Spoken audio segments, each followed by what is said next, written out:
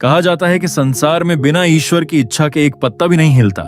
लेकिन फिर ऐसा क्यों होता है कि कोई दंपति विवाह के कुछ ही समय बाद संतान सुख प्राप्त कर लेता है, जबकि कोई वर्षों तक हर मंदिर, हर तीर्थ और हर इलाज के बाद भी संतान के लिए तरसता रहता है? क्या यह केवल भाग्य है या इसके पीछे छिपा है कोई अदृश्य कर्मफल?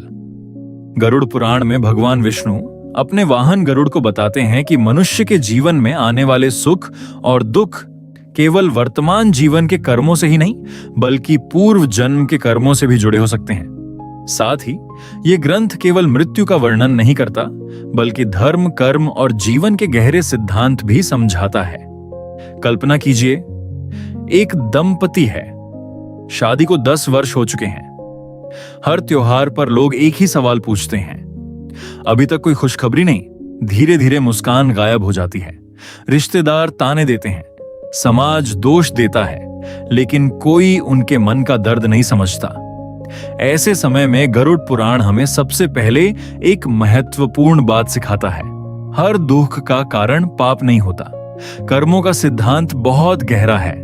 कुछ परिस्थितियां पूर्व कर्मों से जुड़ी हो सकती हैं, कुछ वर्तमान जीवन की परिस्थितियों से, और कुछ का कारण चिकित्सकीय या प्राकृतिक भी हो सकता है। इसलिए किसी निसंतान दंपति को पापी मानना उचित नहीं है। लेकिन भगवान विष्णु यह भी बताते हैं कि मनुष्य के कर्म कभी व्यर्थ नहीं जाते। हर अच्छा कर्म शुभ फल देता है। हर बुरा कर्म किसी न किसी रूप में जीवन को प्रभावित करता है। यही कारण है कि हमारे ऋषि मुनियों ने हमेशा धर्म, सेवा, दया और सत्य के मार्ग पर चलने की शिक्षा दी।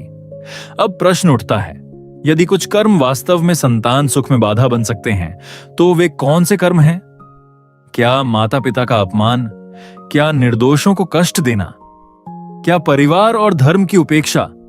या फिर कोई और गहरा रहस्य? इन सभी प्रश्नों का उत्तर हम अगले भाग में जानेंगे, जहां गरुड़ पुराण और पारंपरिक धार्मिक मान्यताओं के आधार पर उन कर्मों की चर्चा करेंगे जिन्हें संतान सुख में बाधा का कारण माना जाता है। गरुड़ ने भगवान विष्णु से पूछा, प्रभु, यदि मनुष्य के कर्म ही उसके जीवन का भविष्य तय करते हैं, तो क्या ऐसे भी कर्म हैं जो संतान सुख में बाधा बनते हैं? भगवान विष्णु ने समझाया कि इस संसार में कोई भी कर्म व्यर्थ नहीं जाता। हर कर्म का फल अवश्य मिलता है, चाहे वह इसी जन्म में मिले या किसी अगले जन्म में। गरुड़ पुराण कर्म फल के सिद्धांत पर विशेष बल देता है। लेकिन यहाँ एक बात हमेशा याद रखनी चाहिए, हर निसंतान दंपति के बारे में यह मान लेना कि उन्होंने कोई पाप किया है, शास्त्रों का निष्कर्ष नहीं है। संतान न होने के पीछे चिकित्सकीय, जैविक और अन्य कारण भी हो सकते हैं। धार्मिक ग्रंथ कर्म के सिद्धांत की चर्चा करते हैं, दोषारोपण की नहीं। अब आइए जानते हैं वे कर्म जिनका उल्लेख पारंपरिक धार्मिक व्याख्याओं में संतान सुख में बाधा के रूप में किया जाता है। पहला कर्म, माता पिता का अपमान। जो व्यक्ति अपने माता पिता की सेवा नहीं करता, उनका अपमान करता है या उन्हें कष्ट देता है, वह अपने जीवन में अनेक प्रकार के दुखों का भागी बन सकता है। सनातन धर्म में माता पिता को देवतुल्य माना गया है। दूसरा कर्म, निर्दोषों को कष्ट देना। गरुड़ पुराण में निर्दोषों पर अत्याचार, विशेषकर स्त्रियों और गर्भस्थ शिशुओं को हानि पहुंचाने जैसे कर्मों को अत्यंत गंभीर पाप बताया गया है, जिनके कठोर कर्म फल बताए गए हैं। तीसरा कर्म, लोभ और अन्याय। जो व्यक्ति दूसरों का धन हड़पता है, छल करता है या लालच में अधर्म का मार्ग अपनाता है, वह अपने जीवन में सुख शांति से दूर हो सकता है। कर्म का नियम निष्पक्ष है, जैसा कर्म वैसा फल। लेकिन क्या इन कर्मों का कोई उपाय भी है? क्या अच्छे कर्म, सेवा और भक्ति से जीवन की दिशा बदली जा सकती है? यदि कर्मों के कारण जीवन में बाधाएं आती हैं, तो क्या अच्छे कर्म उन बाधाओं को कम भी कर सकते हैं? यही प्रश्न गरुड़ ने भगवान विष्णु से किया। भगवान विष्णु ने बताया कि कर्म का नियम अटल है, लेकिन मनुष्य को वर्तमान में शुभ कर्म करने का अधिकार हमेशा प्राप्त है। धर्म, दया, सत्य और भगवान के प्रति भक्ति मनुष्य के जीवन को सही दिशा देते हैं। गरुड़ पुराण में भी धर्माचरण, दान और सदाचार को अत्यंत महत्वपूर्ण बताया गया है। कल्पना कीजिए, एक दंपति वर्षों से संतान की इच्छा रखता है। वे केवल चमत्कार की प्रतीक्षा नहीं करते, बल्कि अपना जीवन बदलना शुरू करते हैं। वे माता पिता की सेवा करते हैं, जरूरतमंदों की सहायता करते हैं, झूठ, छल और क्रोध को त्यागने का प्रयास करते हैं।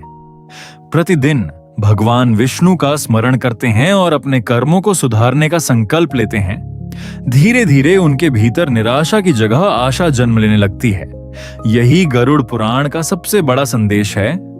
मनुष्य अपने वर्तमान कर्मों से अपने भविष्य की दिशा बदल सकता है, लेकिन इसका अर्थ यह नहीं कि केवल धार्मिक उपाय करने से हर समस्या का समाधान निश्चित रूप से हो जाएगा।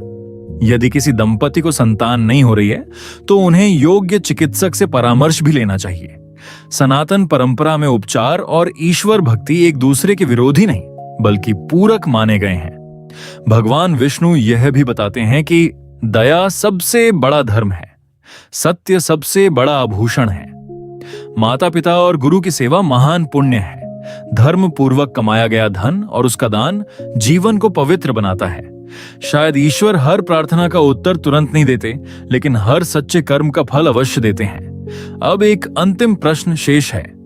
यदि किसी को जीवन भर संतान सुख न मिले, तो क्या उसका जीवन अधूरा रह जाता है? क्या गरुड़ पुराण केवल संतान को ही जीवन का उद्देश्य मानता है, या धर्म, सेवा और मोक्ष को उससे भी बड़ा स्थान देता है? यदि किसी व्यक्ति को जीवन भर संतान सुख न मिले, तो क्या उसका जीवन अधूरा रह जाता है? यही प्रश्न सदियों से लोगों के मन में उठता रहा है। लेकिन गरुड़ पुराण का संदेश केवल संतान प्राप्ति तक सीमित नहीं है। ये मनुष्य को धर्म, सदाचार, भक्ति और मोक्ष की ओर प्रेरित करता है। ये ग्रंथ बताता है कि जीवन का अंतिम उद्देश्य केवल सांसारिक सुख नहीं, बल्कि आत्मा की उन्नति और ईश्वर की प्राप्ति भी है।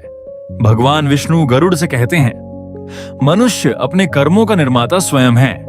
यदि जीवन में कोई कमी है, तो उसे निराशा का कारण नहीं, बल्कि स्वयं को बेहतर बनाने का अवसर समझना चाहिए। कई लोग संतान होने के बाद भी दुखी रहते हैं, और कई ऐसे भी होते हैं जिनके पास संतान नहीं होती, फिर भी वे सेवा, दान, भक्ति और सत्कर्मों से हजारों लोगों के जीवन में प्रकाश भर देते हैं। यही सच्चा धर्म है। यदि कोई दंपति संतान की इच्छा रखता है, तो उसे ईश्वर पर विश्वास रखना चाहिए, अच्छे कर्म करते रहना चाहिए, माता पिता और गुरु का सम्मान करना चाहिए, जरूरतमंदों की सहायता करनी चाहिए, और साथ ही योग्य चिकित्सक से परामर्श लेने में संकोच नहीं करना चाहिए। धर्म और चिकित्सा एक दूसरे के विरोधी नहीं, बल्कि जीवन के दो सहायक मार्ग हैं। याद रखिए, ईश्वर कभी किसी का परिश्रम व्यर्थ नहीं जाने देते।